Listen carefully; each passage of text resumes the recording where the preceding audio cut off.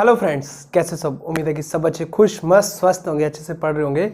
तो आज का जो लेक्चर है वो बहुत ही खास होने वाला है। हम सीरीज स्टार्ट कर रहे हैं DSSB का जो TGT मैथमेटिक्स का 2018 का सितंबर 2018 में जो 23 सितंबर 2018 को जो एग्ज़ाम हुआ था उसका हम सोल्यूशन करने वाले हैं, जो कि बहुत लोगों की डिमांड है, पूरी YouTube की डिमांड है, ठीक है। और पेड कोर्स वाले उनकी तो डिमांड है ही, उनको तो करवाना है, ठीक है। तो ये वीडियोस मैं सारी पब्लिकली करने वाला हूँ। अगर किसी ने अभी तक एप्लीकेशन डाउनलोड नहीं की मिशन DSSB तो वो कर लीजिए, वहाँ पे आपको कंप्लीट कोर्स मिल जाएंगे, और कॉमन पार्ट के भी और मैथमेटिक्स के भी और टेस्ट सीरीज़ वगैरह भी मिल जाएगी, और साथ में PDF फाइल और डिटेल के अंदर वीडियो लेक्चर हैं जो कि आपके TGT और PGT मैथमेटिक्स की प्रिपरेशन को बहुत ही हाई लेवल तक लेके चले जाएंगे, ठीक है। तो चलिए स्टार्ट करते हैं।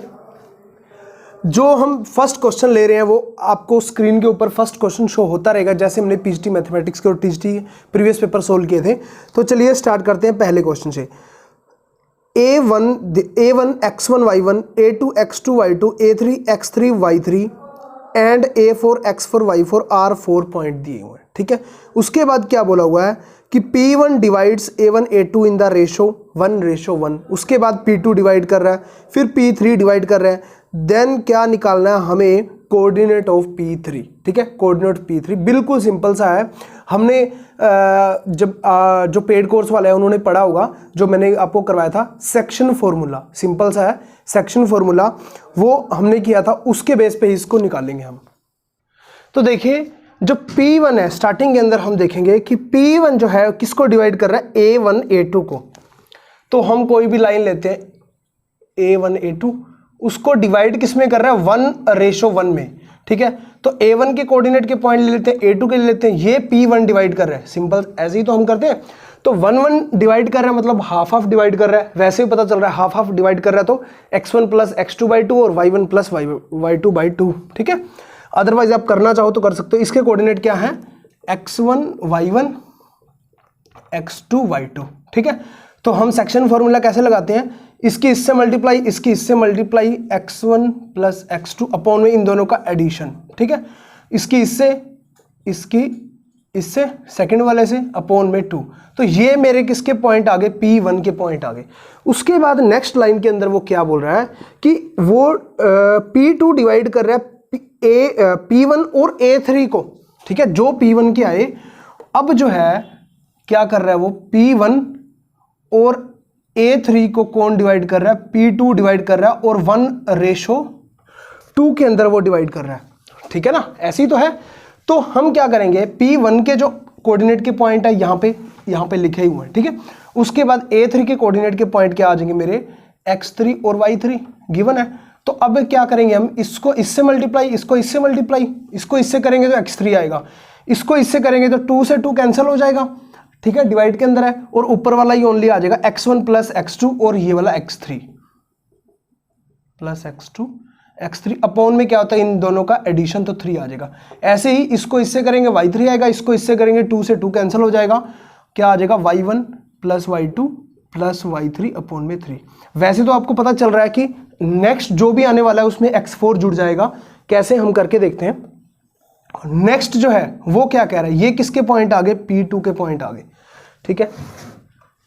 हम इसको कर देते हैं रिमूव। उसके बाद नेक्स्ट जो है वो क्या कह रहा है कि P2 के जो पॉइंट है और A4 के जो पॉइंट है, A4 के कोऑर्डिनेट के पॉइंट क्या है, x4 और y4, वो P3 काट रहा है, P3 डिवाइड कर रहा है उन दोनों को। रेशो जो है उनका है 1:3। ये मैं समझा रहा हूं अच्छे से, तभी थोड़ा सा टाइम लग रहा है। अदरवाइज एक कंसेप्ट आपने किया ही हुआ है, मैंने सारा करवाया हुआ है, जो कंप्लीट कोर्स हमने किया हुआ है उसके अंदर, तो अभी भी वो चल रहा है, रनिंग के अंदर है, तो उसके अंदर मैंने सारा अच्छे से करवाया हुआ है। तो करने में ज़्यादा टाइम नहीं लग रहा, समझाने में टाइम लग रहा है, इसीलिए। तो इसको इससे मल्टीप्लाई करेंगे, 3 को इससे करेंगे तो P2 के पॉइंट क्या है, यहाँ पे पड़े हुए हैं। 3 से करेंगे तो नीचे वाला 3 कट हो जाएगा, ओनली क्या बचेगा, x1 plus x2 plus x3, और इसको 1 से करेंगे तो x4, दोनों का एडिशन 3 और 1 4। तो यही y1 वाले आने वाले पॉइंट, ठीक है। तो ऑप्शन नंबर कौन सा आ गया मेरा, ऑप्शन नंबर सेकंड मेरा करेक्ट है, ठीक है। सेकंड के अंदर वही है, y1 plus y2 plus y3 plus y4 upon में 4 आ जाएगा, ऐसे जैसे इसका आया। 3 3 था, 3 3 थे तो 3 3 आया, 4 4 थे तो 4 4 आया। मतलब आप थोड़ा सा अंदाज़ा भी लगा सकते हो, पेपर के अंदर जब बैठे हो थोड़ी सी जो है ना हिंट भी मिल जाता है। चलिए पहला क्वेश्चन हो चुका है, ठीक है आपका। चलते हैं नेक्स्ट क्वेश्चन के ऊपर।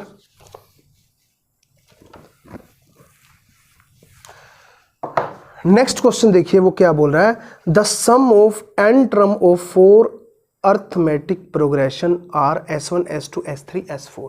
सिंपल है, जो भी वो देता है ना। अब ये टीजीटी का जो पेपर आया था, बहुत लोग कहते हैं बहुत मुश्किल था, बहुत हार्ड था, बट मैं कहता हूँ कि कंसेप्ट से कुछ भी ज़्यादा बड़ा नहीं था, बाहर नहीं गया बिल्कुल भी। जो कंसेप्ट था वही लगे हैं और उसी के अकॉर्डिंग ही सारा का सारा हुआ है। तो अब सेकंड क्वेश्चन देखिए, सिंपल सा क्या दिया हुआ है, S1 S2 S3 S4। SN का फॉर्मूला आपको पता है, एपीजीपी एचपी और एजीपी मैंने करवाया था, अर्थमेटिक प्रोग्रेशन और ज्योमेट्रिकल प्रोग्रेशन, हार्मोनिक प्रोग्रेशन, ये सारा सीक्वेंस सीरीज का। तो SN का जो फॉर्मूला था वो मेरे पास क्या था, n/2 2a plus n-1 into D. SN का फॉर्मूला था, D जहां पे डिफरेंस था और n टर्म, ठीक है, और A फर्स्ट टर्म थी, n/2 n जितनी भी टर्म होती थी, ठीक है। तो S1 की वो बात कर रहा है। अब आगे चलते हैं, वो क्या बोल रहा है, with the first term of each as 2। कह रहा है कि हर बार 2 जो है फर्स्ट टर्म होगी, मतलब A तो मेरा फिक्स हो गया, 2 ही होगा हर बार। तो यहां भी n/2 n/2 n/2 और n/2। लास्ट टर्म तो मुझे गिवन नहीं है, फर्स्ट टर्म 2 हमेशा है, तो 2 2 दूनी 4 हो गया, इसके अंदर भी 4 होगा, इसके अंदर भी 4 होगा, इसके अंदर भी 4 हो गया, ठीक है।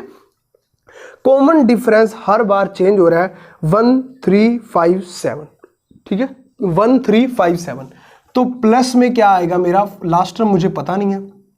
कॉमन डिफरेंस यहाँ पे 1 है, यहाँ पे क्या चेंज हो रहा है 3 है, यहाँ पे क्या चेंज हो रहा है 5 है, और यहाँ पे क्या चेंज हो रहा है 7 है, ठीक है। यहाँ तक किसी को कोई दिक्कत नहीं होगी, जो स्टेटमेंट में लिखा हुआ है वो ही हमने यहाँ पे नोट किया। अब वो बोल रहा है कि S1 S2 S3 S4 में से कौन सी कंडीशन सेटिस्फाई कर रही है। देखिए क्वेश्चन जो है ना एग्जामिनर ने अच्छे से बना के दिया ताकि जल्दी से जल्दी क्वेश्चन सोल्व हो सके, ज़्यादा टाइम ना लगाना पड़े। इतना अगर किसी बच्चे ने कर दिया, बच्चा तो नहीं कहूँगा, सारे टीचर ही कहूँगा, सारे टीचर ही बनने वाले हो, मेरे से बड़े हैं कहीं तो, ठीक है। तो अब जो है अब बिल्कुल आसान सा हो जाता है। फर्स्ट ऑप्शन देखिए, S4 plus S1 is equal to S2 plus S3। S4 plus S1, S4 और S1 दोनों को जोड़िए, ये तो सभी में कॉमन है, ये भी सभी में कॉमन है, तो मतलब n-1 है, और यहाँ पे n-1 7 टाइम है, यहाँ पे 1 टाइम है, 1 टाइम और 7 टाइम 8 टाइम हो गया, ये 1 टाइम और ये 7 टाइम, टोटल 8 टाइम हो गया। अब S1 प्लस S4 टोटल ये 8 टाइम हो चुका है, और इन दोनों को जोड़ेंगे तब भी 8 टाइम्स हो रहा है, समझ रहे हो ना, 5 और 3 8 टाइम, बाकी तो सारा सेम का सेम है। तो आपको पेपर में करना ही नहीं था। देखो इतना कंसेप्ट तो आपको लेना ही पड़ेगा, पेपर के अंदर भी इसको सोल्व करने बैठ गए ना आप, जोड़ने बैठ गए तो फिर हो गया, फिर नहीं होता, ठीक है। तो इसको जोड़ो, S2 प्लस S3, तो दोनों को जोड़ के देखो वही सेम आ रहा है। इसका मतलब इतना ही आपको करना था, उसके बाद आपका डायरेक्ट आंसर था ऑप्शन नंबर फर्स्ट, ठीक है। तो जितना हो सकता है ना मैंने सिंपली चीज़ों को लिया है, और सिंपली ही सारे के सारे हम क्वेश्चन सोल्व करेंगे। 90 क्वेश्चन मैथमेटिक्स पोर्शन से आए थे और 10 क्वेश्चन जो पेडागोजिकल पोर्शन से आए थे, तो 90 के 90 हम सोल्व करेंगे। आप देखना कुछ भी ज़्यादा लंबी चौड़ी बात नहीं है, सारे के सारे क्वेश्चन हम सोल्व कर लेंगे। थर्ड क्वेश्चन चलते हैं, ठीक है। थर्ड क्वेश्चन देखिए, हो सकता है कि आपके पास जो पेपर हो उसमें थोड़ा सा आगे पीछे क्वेश्चन हो, ठीक है, उसमें कोई दिक्कत वाली बात नहीं है। If A1 A2 B1 B2 are non zero number, ठीक है, नॉन जीरो रियल नंबर है, जीरो नहीं है, then which of the inequality is true. एक ये ना कोची-शेक्वार्ड इनक्वालिटी होती है, अगर आपको नहीं भी पता तब भी कोई दिक्कत नहीं है। मैं आपको बोलूँगा कि पेपर के अंदर जैसा जैसा सिंपल वो बोलता है वैसा वैसा पुट करते रहो। वैसे कोची-शेक्वार्ड इनक्वालिटी होती है, वो मैं पहले आपको बता देता हूँ, वो होती क्या है।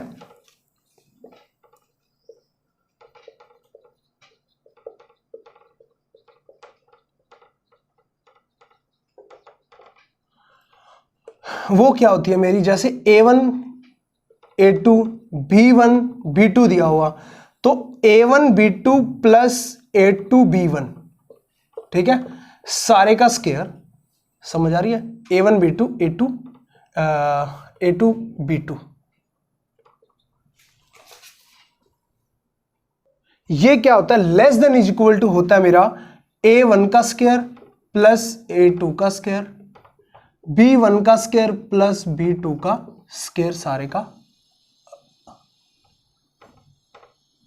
ये चीज होती है, ठीक है? इज इक्वल टू यही होता है। तो less than is equal to क्या आएगा? यहां पे स्क्वायर है तो यहां पे A1 B1 plus A2 B2 आ गया, और यहां पे ये रूट में चला गया और इसकी गुना होगी, तो A1 का स्क्वायर B1 का स्क्वायर प्लस A1 का स्क्वायर B2 का स्क्वायर प्लस A2 का स्क्वायर B1 का स्क्वायर प्लस A2 का स्क्वायर प्लस B2 का स्क्वायर, सारे का रूट हो गया। तो ऑप्शन नंबर अगर हम देखें इस क्वेश्चन के अंदर, उसके बाद में शॉर्टकट ट्रिक भी आपको बताऊंगा, ठीक है? अगर किसी को ये पता है तो डायरेक्ट वो कर देगा, अगर नहीं पता तो शॉर्टकट ट्रिक लगाएगा, ठीक है? तो यहाँ पे इसका मॉडुलस आ गया, तो मेरा क्या आ गया? A1 B1 A2 B2, A1 का स्क्वायर B1 का स्क्वायर, ये सारा का सारा आ गया। ऑप्शन नंबर मेरा 4 करेक्ट है, ठीक है? एक तो ये था, अगर आप ऐसे करना चाहो। अदरवाइज उसने क्वेश्चन के अंदर शॉर्टकट ट्रिक्स के लिए मेंशन पहले से किया हुआ है, A1 A2 B1 B2 are non zero real number. तो सिंपल क्या है, ये जो है क्या है? नॉन जीरो, मतलब जीरो नहीं है और रियल नंबर है। रियल नंबर है तो कोई भी रियल नंबर हम मान सकते हैं। मैंने क्या माना? A1 को मैंने मान लिया 3, A2 को मैंने मान लिया 4, B1 को मान लिया 5, B2 को मैंने मान लिया 6। 3 4 5 6 मान लिया। अब जो 4 ऑप्शन है ना, सभी में पुट करके देख लो, जो इनक्वालिटी सेटिस्फाई है, बस सिंपल सी बात है, क्योंकि ये चीज है ट्रू है, ये ऑलवेज ट्रू है, कोई भी रियल नंबर के लिए ट्रू है। तो इसीलिए अब ये सब चीजें जो है ना, आपको कोई भी एनसीईआरटी या किसी भी बुक्स के अंदर नहीं मिलती, क्योंकि कोई भी बुक वाला जो है वो ऑफिशियल ही चीज आपको देता है। ये सब चीजें आपको कोर्स करने से ही आती हैं, जैसे जैसे मैं आपको करवाता हूँ उसके अंदर सारी सारी शॉर्टकट ट्रिक्स बताता हूँ, कैसे कैसे क्वेश्चन को आपने हैंडल करना है, कैसे कैसे सोल्व करना है। डायरेक्ट पुट करते जाओ, यहाँ पे पुट कर दो A1 B1, A1 को B1 से करोगे तो 15 आ जाएगा, इसको इससे करोगे 4 6 24 आ जाएगा। तो less than is equal to 24 और 5 29 और 10 39 होगा, मतलब 39 से बड़ा होना चाहिए जो भी होएगा। तो A1 का स्क्वायर क्या आ जाएगा मेरा? 9, B1 का स्क्वायर मेरा 25 आ जाएगा, प्लस में A1 का स्क्वायर मेरा 9 आ जाएगा, B2 का स्क्वायर मेरा 36 आ जाएगा। ऐसे करते करते जाओ, सभी को एडिशन करते करते रहोगे ना, तो आपके पास पता चलेगा 39 से बड़ा ही आ रहा है उसका रूट सोल्व करने के बाद। चाहे तो रूट सोल्व ना करना, क्या करना आगे मैं आपको यहाँ पे दिखाता हूँ। A2 का स्क्वायर आएगा मेरा 16 और B1 का फिर स्क्वायर मेरा आएगा 25, प्लस में A2 का स्क्वायर मेरा 16 आएगा। चाहे तो छोटे नंबर ले लेना, मैंने ज़्यादा बड़े ले लिए, 1 2 3 4 ले लेना, जल्दी जल्दी हो जाएगा, ठीक है? और यहाँ पे इनटू में है B2 का स्क्वायर तो 36 आ जाएगा, ठीक है? इन सभी को जोड़ के बोथ साइड ना स्केयरिंग कर देना, बोथ साइड स्केयरिंग कर देना, तो देख लेना आप, ये हमेशा छोटा आएगा, तो ऑप्शन नंबर 4 ही मेरा करेक्ट रहेगा। बाकी किसी ऑप्शन के अंदर पुट करोगे तो वो सोल्व नहीं होगा, ठीक है? चलिए क्वेश्चन नंबर 4 करते हैं।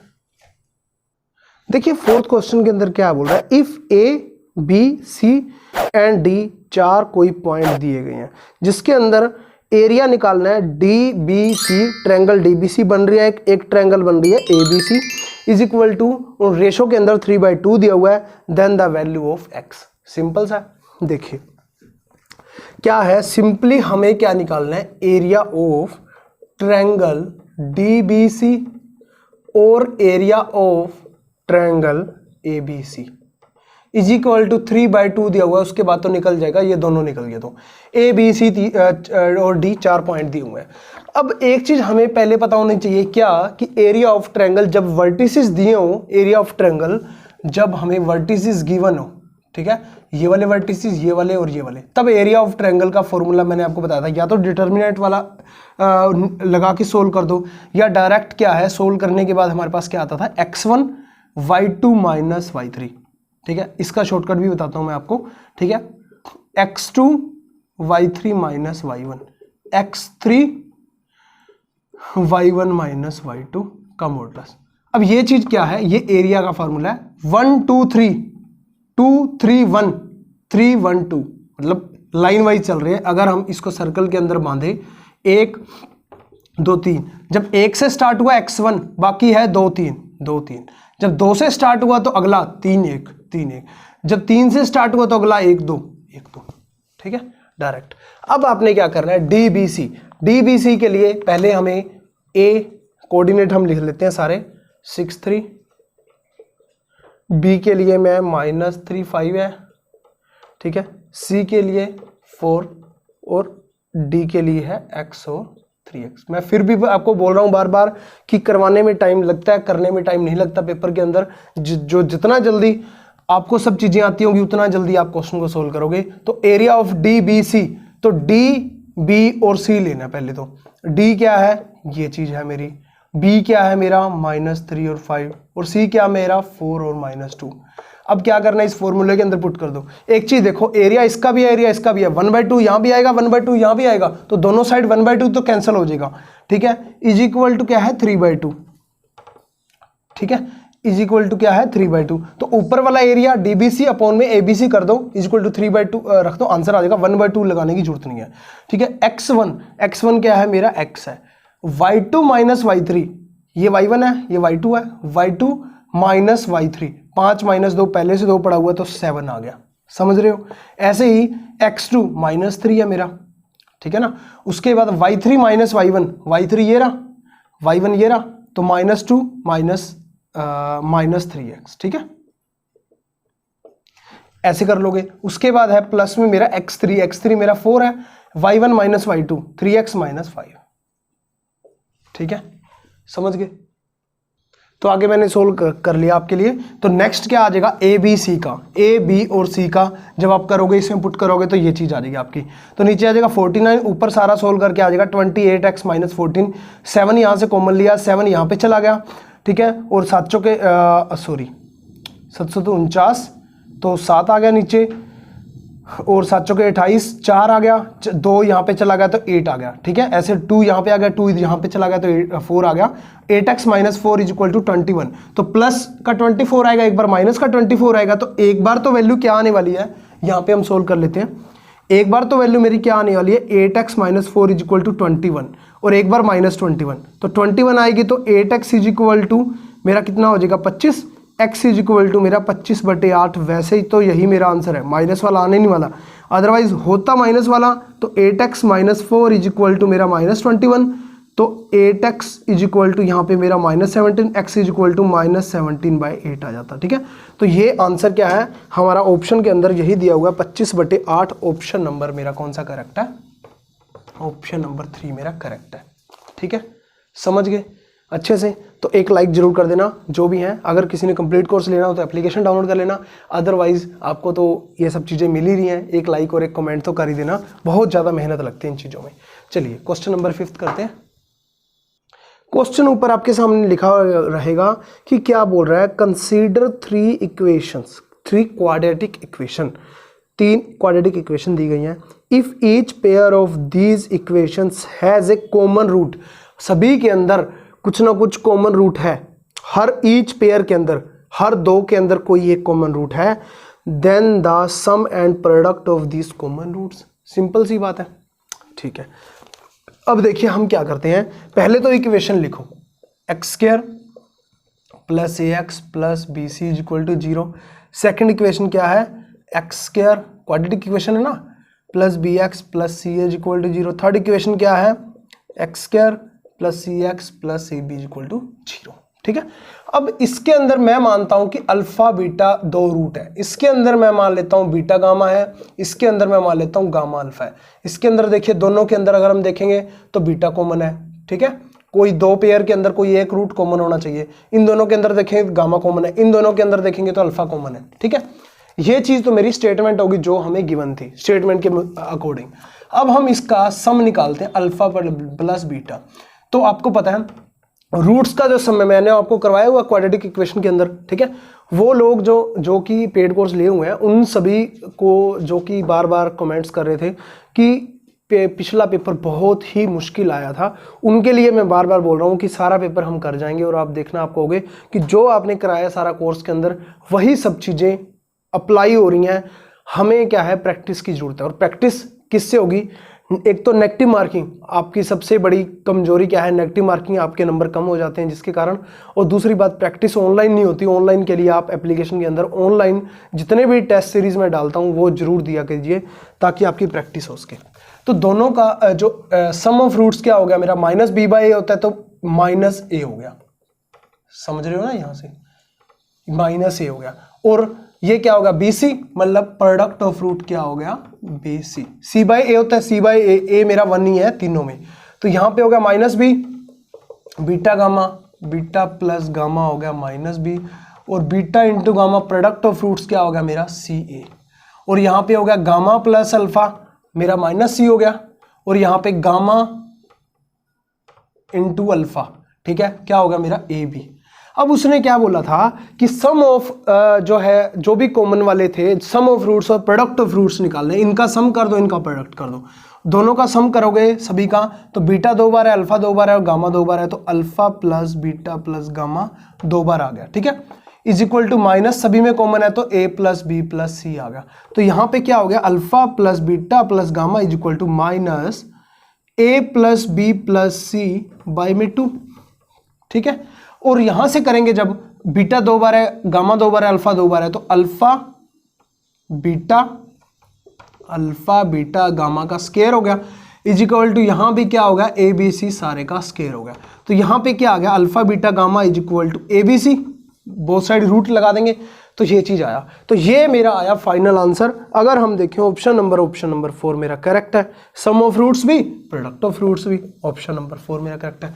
तो देखिए वही चीजें हैं, क्वाड्रेटिक का आ गया, ठीक है, कॉम्प्लेक्स का आ जाएगा, फिर वैसी सीक्वेंस सीरीज का आ चुका है, सेट रिलेशनल फंक्शन का आ जाएगा, चैप्टर वही है, +1 +2 के 9th 10th के भी आएंगे इसके अंदर, सरफेस एरिया, वॉल्यूम और सब चीजें, और थोड़ा सा ग्रेजुएशन का पार्ट भी आएगा जो कि लीनियर अलजेब्रा मैंने आपको करवाया हुआ है। तो जो भी अभी तक कराया हुआ है वही सब चीजें आ रही हैं, अभी तक जितने भी प्रीवियस पेपर हुए हैं सारे करवा दिए हैं, तो उससे बाहर कुछ नहीं है, बस प्रैक्टिस की कमी है। जो आपको स्टडी मटेरियल दिया गया है वो सारा सफिशिएंट है, बहुत ही अच्छे लेवल का है, ठीक है। चलिए अगला क्वेश्चन करते हैं। चलिए नेक्स्ट क्वेश्चन देखिए, ऊपर आपको क्वेश्चन लिखा रहेगा, कंसीडर द क्वाड्रेटिक इक्वेशन। फिर क्वाड्रेटिक इक्वेशन से क्वेश्चन आ गया, where A B C belongs to C, ठीक है, कोई दिक्कत नहीं, ए बी सी चाहे रियल से आए चाहे कॉम्प्लेक्स से आए, सी का मतलब है complex. Which of the following statement is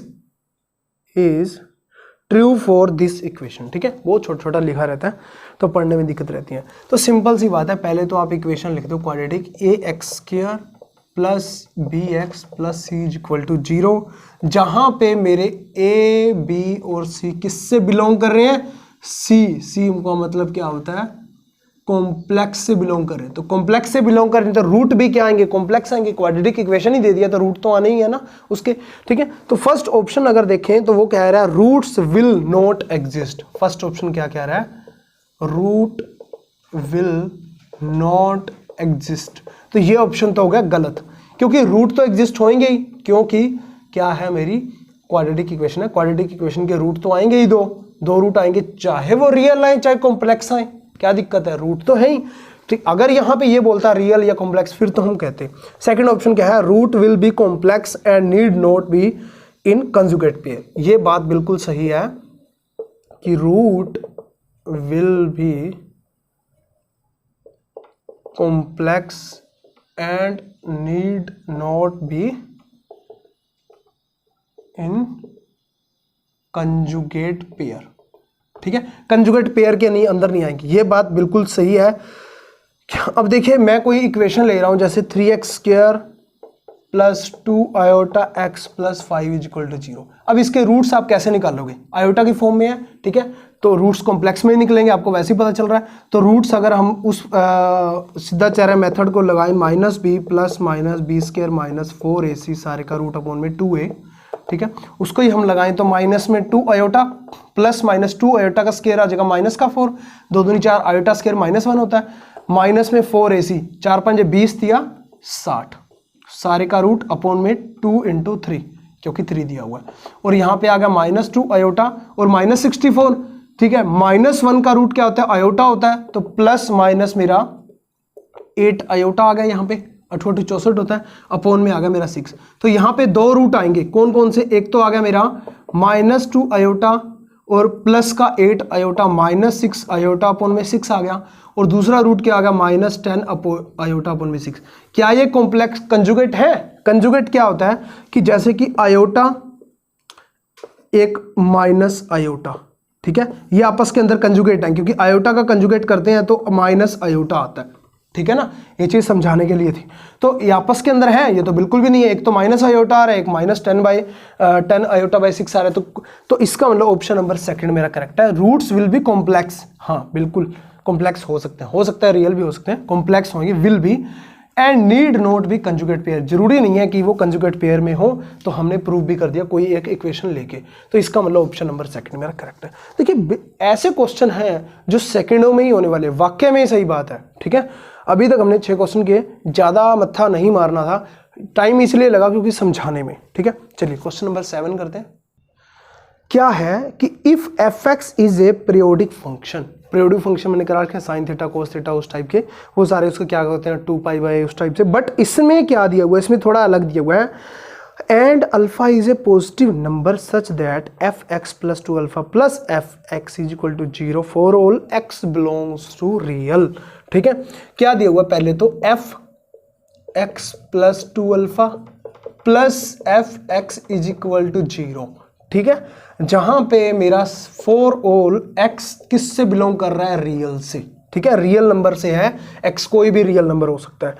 then the period of fx, अब पीरियड ऑफ fx होता कैसे, जैसे fx + t कोई भी आ जाए तो और वो fx के इक्वल आ जाए, जब भी हम जोड़ें, जैसे कि हम 2π प्लस करते हैं किसी भी चीज़ के अंदर, जैसे साइन थीटा है 2π प्लस कर देते हैं तो वो फर्स्ट क्वाड्रेंट के अंदर दोबारा आ जाता है, बट वो पॉजिटिव साइन नेगेटिव साइन या जो भी आएगा मतलब उसी fx के फंक्शन के इक्वल ही आ जाता है। जैसे हम साइन थीटा का याद है ना 2π/a करते थे, अगर मान लीजिए साइन 2 थीटा है उसका क्या होता था 2π/a, a क्या होता था मेरा 2 ही होता था, तो पाई इसका है, ठीक है। तो क्या है इसके अंदर, तो इस टाइप का नहीं निकाल सकते, इसके अंदर क्या निकाल सकते हैं x + t, तो ये चीज आ जाएगी, तो t जो है मेरा वो उसका पीरियड होगा, ठीक है। कोई भी क्वेश्चन आ जाए अब आप कर लोगे।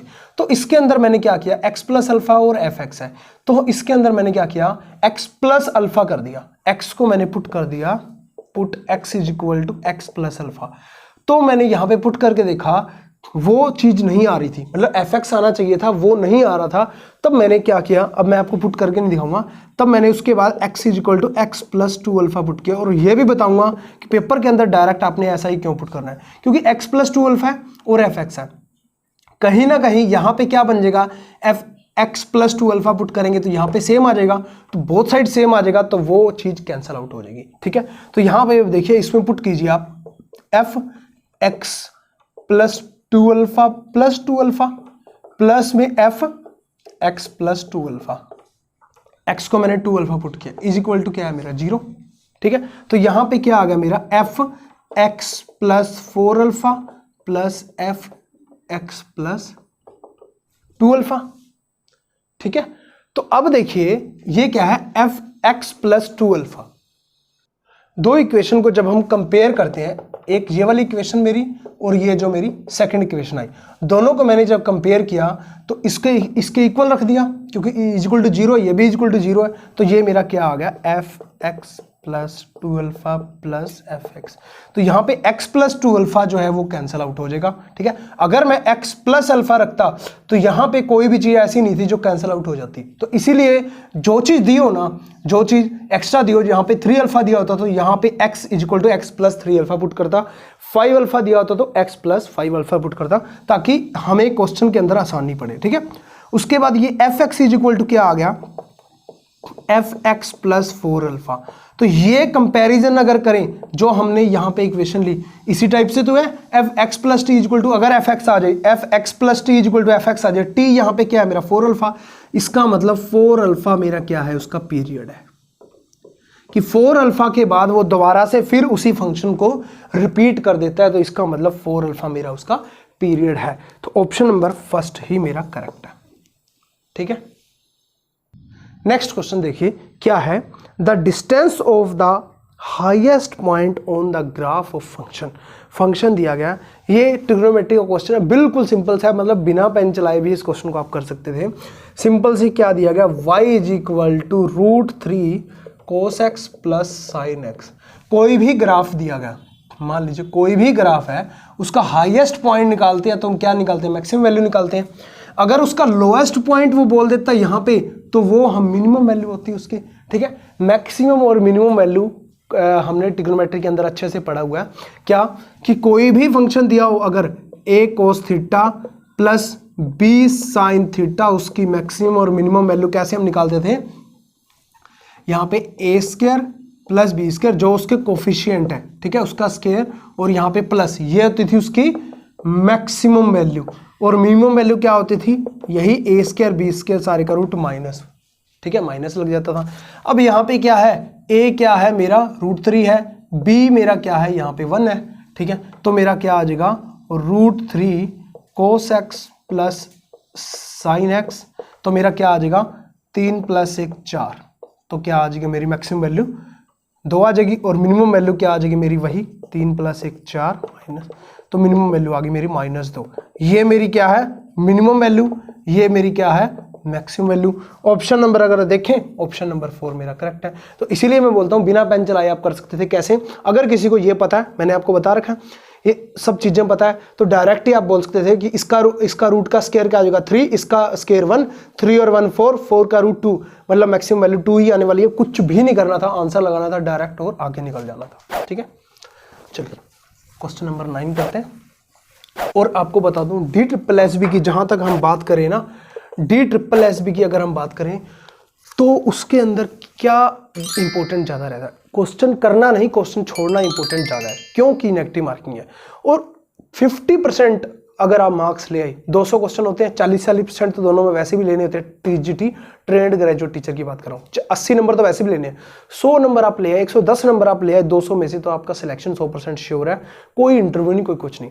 बट उसमें भी इतने सालों से पढ़ा रहे लोग रह जाते हैं, क्योंकि शॉर्टकट ट्रिक्स पता नहीं होती, चीज़ों का पता नहीं होता, प्रैक्टिस होती नहीं है, नेगेटिव मार्किंग का पता नहीं होता, सारे क्वेश्चन अटेम्प्ट कराते हैं और वहाँ पे जाके पता चलता है नंबर जो है 100 तो क्या, वो 40% भी वही क्राइटेरिया ही क्लियर नहीं हुआ, मिनिमम जो क्वालिफिकेशन थी वो भी क्लियर नहीं हो पाई, ठीक है।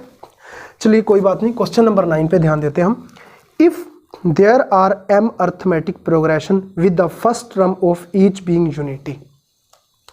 क्वेश्चन को ना पेपर के अंदर जो जैसे मैं पढ़ रहा हूँ, मैं उसी के अकॉर्डिंग कराता हूँ आपको, जिस अकॉर्डिंग आपने पेपर के अंदर क्वेश्चन को पढ़ना है। अदरवाइज क्या होता है, कुछ लोग क्या करते हैं, क्वेश्चन को ना बार बार पढ़ते रहते हैं, 2 बार 3 बार 4 बार 5 बार, फिर फायदा नहीं उसका। फर्स्ट टाइम पढ़ो, if there are m arithmetic progression. Arithmetic progression है, सिंपल सी बात है, अर्थमेटिक प्रोग्रेशन है, AP है, बहुत सारी APs है, m APs है, with first term each being unity, हर किसी की फर्स्ट टर्म जो है 1 है, ठीक है, m जितने भी हैं m टाइम्स है, मान लीजिए ये m टाइम्स है, ठीक है, फर्स्ट टर्म हर किसी की यूनिटी है। Common difference 1 2 3 up to m तक है, इसका कॉमन डिफरेंस 1 है, 1 2 3 4 अप टू n तक चला जाएगा, ठीक है ना। और इसका कॉमन डिफरेंस 2 है तो 3 5, ठीक है, लास्ट टर्म अब हम लिखेंगे, ठीक है। इसका कॉमन डिफरेंस 3 हो जाएगा तो 1 3 4 4 3 7 ऐसे। लास्ट वाले का कॉमन डिफरेंस क्या है, m है, तो फर्स्ट टर्म 1 है तो अगले टर्म कौन सी होगी, m+1, क्योंकि जितना कॉमन डिफरेंस है हम जोड़ते हैं, 3 कॉमन डिफरेंस था तो 3 1 4 आया था, m कॉमन डिफरेंस है तो m+1 आएगा, और यहाँ पे m+2 आएगा। और ये अभी तक जो स्टेटमेंट में गिवन था हमने वो सारा लिख डाला respectively. Then the sum of their nth term, nth term जो भी आएंगे उसका सम निकालना है, सो सिंपल, कुछ करना ही थोड़ी है। चलिए देखते हैं। अब ध्यान दीजिए इसकी लास्ट टर्म कैसे निकालते हैं। वैसे तो मेरे को पता है कि 2n-1 आने वाली है, बट आपको पेपर के अंदर कैसे, अगर आपने प्रैक्टिस की होगी तो आपको पता होगा, हाँ भाई 2n-1 आई, हाँ भाई इसकी है, हाँ भाई इसकी है। अदरवाइज आपको nth टर्म निकालने का फॉर्मूला आपको पता ही है, an = a + n-1 × d। तो फर्स्ट टर्म क्या है मेरी, लास्ट टर्म क्या आएगी मेरी, ये लास्ट टर्म होती है, फर्स्ट टर्म मेरी 1 है, n-1 लास्ट टर्म ही तो निकालनी है, d क्या है, कॉमन डिफरेंस इसका है 2, तो क्या आ जाएगी मेरी 2n, यहाँ पे -2, यहाँ पे 1 तो -1, तो लास्ट टर्म क्या आ गई 2n-1। ऐसे ही नेक्स्ट टर्म अब आपको बिना ये सब चीज़ें किए अपने माइंड के अंदर लानी है। क्या कि यहाँ पे क्या आएगा, कॉमन डिफरेंस 3 आएगा, क्योंकि कॉमन डिफरेंस 3 है, तो 3n-3 प्लस का 1 हो जाएगा, 3n-2 आ जाएगी। जितना हो सकता है ना वो चीज़ें, सिंप्लीफाइड चीज़ों को माइंड के अंदर रखना है हमें, ठीक है, तभी जाके जो है बात बनने वाली है आपकी। ऐसे ही नेक्स्ट की, लास्ट की हम क्या करते हैं, लास्ट की इसकी निकाली मैंने nth टर्म। फर्स्ट टर्म मेरी 1 है, n-1, लास्ट टर्म मेरी क्या है, सॉरी डिफरेंस कितना है मेरा m है, तो यहां पे लास्ट टर्म मेरी क्या आने वाली है, mn -m + 1, ठीक है, mn माइनस m-1 लगा दिया मैंने, -m + 1 ही होता है, ब्रैकेट के अंदर ले लिया, ये लास्ट टर्म आ गई। अब जो है हमारा क्वेश्चन कंप्लीट होगा जो वो बोल रहा था। अब है हमारा काम इन सभी को जोड़ना है, क्योंकि वो nth टर्म का सम पूछ रहा है।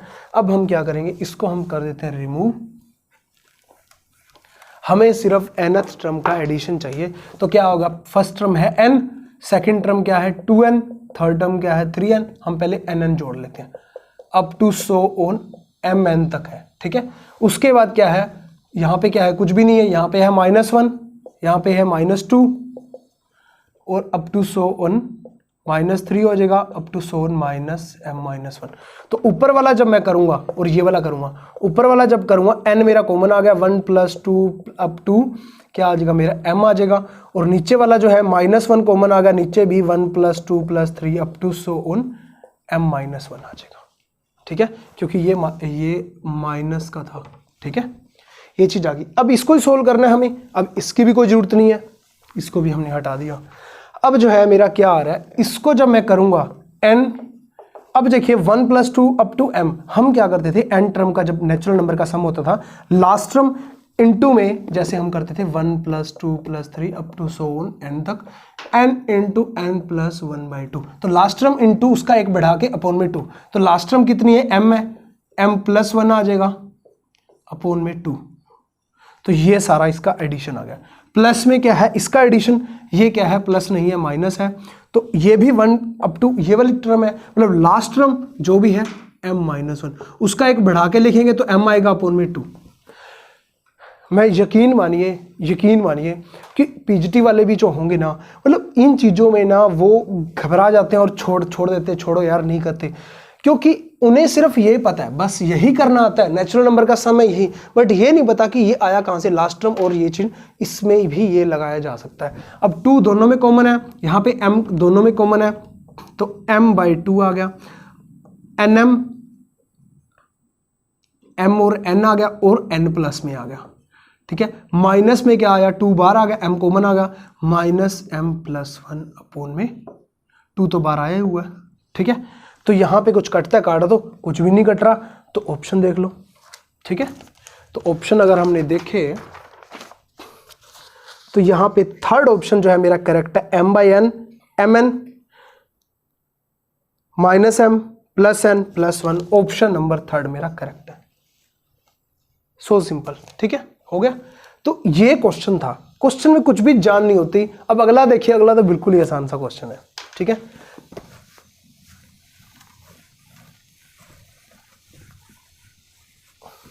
बस हमें अच्छे से प्रैक्टिस करनी है, जितनी हो सकता है उतना जल्दी हम क्वेश्चन को कर पाएंगे। क्वेश्चन नंबर 10 के अंदर देखिए, 10 क्वेश्चनों की इसलिए वीडियो बना रहा हूँ, 40 मिनट की हो, 40 मिनट में मैं हो सकता है 20 क्वेश्चन करा देता, 25 क्वेश्चन करवा देता, बट फ़ायदा क्या उसका, सिर्फ सोल्यूशन ही तो थोड़ी देना है, सिर्फ सोल्यूशन ही देना होता मेरा काम, और फिर फ़ायदा ही नहीं है। फिर तैयारी करने का फ़ायदा है कि आपका पैसे लगाने का और सब चीज़ करने का, सोल्यूशन के साथ साथ वो कंसेप्ट भी क्लियर करना है कि उसी कंसेप्ट से तो बार बार क्वेश्चन आ रहे हैं, और वहीं से आ रहे हैं, और उसी टॉपिक से आ रहे हैं बार बार क्वेश्चन, फिर भी हमें लगता है कि हाई लेवल आ गया, पता नहीं क्या बात है। If the point PXY is equi distance from the, ऐसे क्वेश्चन कितनी बार तो कर चुके हैं। कोई भी पॉइंट दे देता है PXY, उससे कोई भी 2 पॉइंट है इक्वी डिस्टेंस पे, ये वाला पॉइंट और ये वाला पॉइंट, और पॉइंट थोड़े उसने बदल के दे दिए, कैसे, A + B, यहाँ पे B - A, और यहाँ पे B पॉइंट दे दिया A - B और A + B, और राम रे राम, इतने बड़े बड़े कैसे करेंगे। है तो डिस्टेंस फॉर्मूला, इसकी डिस्टेंस और इसकी डिस्टेंस सेम होनी चाहिए, क्योंकि इक्वी डिस्टेंस पे है, सेम डिस्टेंस पे है, तो बट हमें क्या लगता है यार ये हाई लेवल का क्वेश्चन आ गया। हम क्या करते हैं सिंपली, क्योंकि उसने क्या बोला हुआ है, कुछ भी ऐसा नहीं दिया हुआ, ए और बी को मैं कुछ मान लेता हूँ, ए को 5 मान लिया, बी को मैंने 6 मान लिया, कुछ भी आप मान लो, 2-3 मान लो, 3-4 मान लो, कुछ भी मान लो, इसमें मैंने पुट कर दिया। तो ए पॉइंट मेरा क्या आएगा, दोनों का एडिशन क्या आएगा मेरा 12, ये आ गया 6 - 5 1। तो बी वाले पॉइंट मेरे क्या आ गए 5 - 6 -1, और ये मेरा क्या आ गया 11। अब आप आसानी से कर सकते हो, इसके डिस्टेंस से निकाल लो, तो x - 11 सारे का स्क्वायर प्लस में y - 1 सारे का स्क्वायर, रूट आता है ना, बोथ साइड में स्क्वेयरिंग कर दूंगा, रूट मेरा कट हो जाएगा, ठीक है, डिस्टेंस फॉर्मूला। इसको करोगे तो x + 1 सारे का स्क्वायर, इसको करोगे तो y - 11 सारे का स्क्वायर। अब यहाँ देखिए x² और y² आएगा, x² और y² आएगा, वो तो कैंसिल आउट हो जाएगा, यहाँ पे इसका स्क्वायर आएगा, इसका स्क्वायर आएगा, ये चीज करते करते जो है मेरा लास्ट के अंदर मैं लिख रहा हूँ, ज़्यादा सोल्व नहीं करूँगा, -22x - 2y, क्योंकि 11 का स्क्वायर यहाँ भी है और यहाँ भी है, दोनों कट जाएंगे, 1 का स्क्वायर यहाँ भी है वहाँ भी है, दोनों कट जाएंगे, तो सिर्फ -2x और -2y इस टाइप से जो भी आएगा वो मेरा रह जाएगा। तो यहाँ पे आ जाएगा मेरा 2x - 22y। इसको सोल्व आउट करने के बाद मेरा आंसर आया 6x = 5y। आप कर लेना, ठीक है, 6x = 5y। तो 6 क्या था मेरा bx, 5 क्या था मेरा a, तो ay। यही तो था जो हमने पुट किया होता है ना लास्ट में, जैसे भी हम ट्रिग्नोमेट्री के अंदर करते थे, tan θ = tan x = थीटा मान लिया, उसके बाद थीटा की वैल्यू tan इनवर्स x या उस टाइप से पुट किया करते थे लास्ट में। तो जो भी है हम लास्ट में पुट कर देंगे। तो ऑप्शन नंबर अगर हम देखें तो मेरा कौन सा करेक्ट है, 4th ऑप्शन मेरा करेक्ट है, ठीक है। तो अभी तक रियलिटी के अंदर सभी लोग कमेंट करेंगे कि जितने भी क्वेश्चन हुए आपको लगा कि कुछ नहीं थे क्वेश्चन, सिर्फ थोड़े थोड़े कंसेप्ट घुमाए हुए थे। अभी हम करते हैं जो अगला एक और क्वेश्चन, ठीक है, उसका जो है रिप्लाई आपको कमेंट के अंदर देना है। तो नेक्स्ट लेक्चर के अंदर उन सभी के नाम अनाउंस किए जाएंगे जो भी उनका आंसर देगा। क्वेश्चन नंबर 11, क्वेश्चन नंबर 11 क्या है, root of the quadratic equation, ऊपर आपको लिखा रहेगा। ऑप्शन मैं दे देता हूं कि क्वाड्रेटिक इक्वेशन भी लिख देता हूं, x² - 2 iota x + 3 = 0। Option number है root of the quadratic equation, इसके रूट क्या है। ऑप्शन नंबर फर्स्ट है मेरा 3 iota - iota, option number second है मेरा 3 iota iota, ऑप्शन नंबर 3 है मेरा -3 iota iota, ऑप्शन नंबर 4 है +-3 iota, ठीक है। उसका नाम जो है नेक्स्ट लेक्चर के अंदर हम लेंगे, जो भी इसका आंसर देगा। चलिए नेक्स्ट लेक्चर के अंदर हम और ऐसे ऐसे क्वेश्चन सारे सोल्व करते रहेंगे और सारे कंसेप्ट आपके क्लियर होते रहेंगे। और जिसने अभी तक ज्वाइन नहीं किया मिशन DSSB एप्लीकेशन पे, और कंप्लीट कोर्स ज्वाइन कर लीजिए, वहाँ पे वीडियो लेक्चर मिल जाएंगे आपको कंप्लीट सारे चैप्टरों के, प्रीवियस पेपर सोल्यूशन है वहाँ पे सारे आपको मिल जाएंगे, KVS, NVS, DSSB स्टेट सभी के ही पेपर सोल्यूशन वहाँ पे मैं करवाऊंगा आपके लिए। और जो है मेन DSSB का तो क्वेश्चन पेपर सोल्व हो ही रहा है, ठीक है। तो जय हिंद, जय Bharat, thank you, thanks for watching.